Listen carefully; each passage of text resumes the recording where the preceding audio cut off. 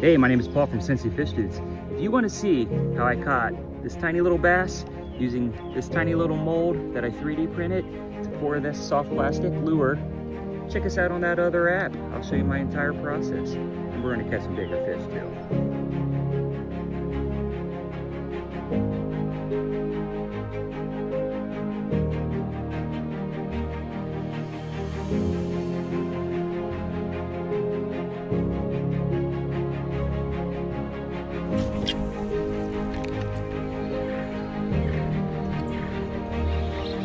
Wow. What is that, the third cast?